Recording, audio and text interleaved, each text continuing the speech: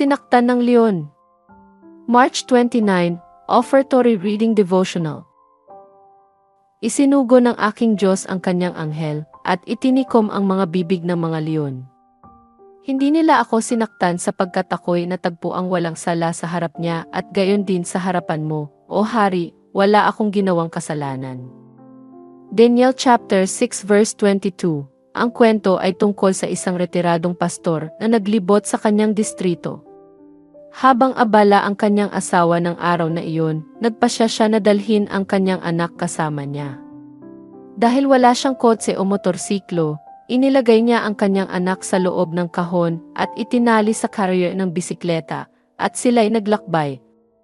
Pagkatapos ng ilang oras na pagbibisikleta, natagpuan ng pastor ang kanyang sarili sa gitna ng malalaking mga leon. Sila ay nasa magkabilang bahagi ng kalsada.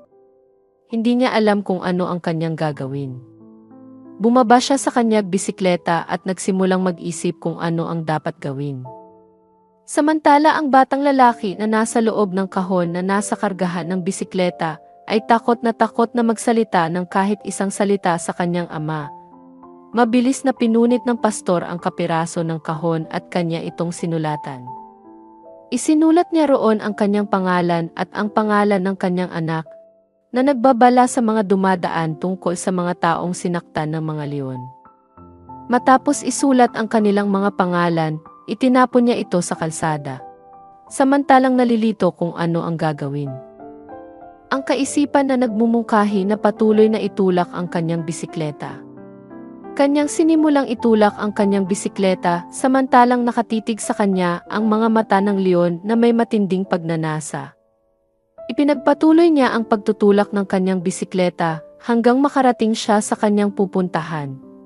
Kapag ibinabalik natin ang ating ikapu at handog na batay sa porsyento, tinutulungan natin suportahan ang mga manggagawa ng Diyos na patuloy na isinasapanganib ang kanilang buhay upang maiparinig sa iba ang tungkol kay Jesus. Panawagan. Habang nagbibigay kayo ngayon at nagpaplanong ipagpatuloy ito sa mga darating na linggo, magbigay ng mailayuning suportahan ang misyon ng pagpapalaganap ng salita ng Diyos saan man. Kapag natapos na ang misyon na ito, makakauwi na tayong lahat sa piling ng ating Panginoon.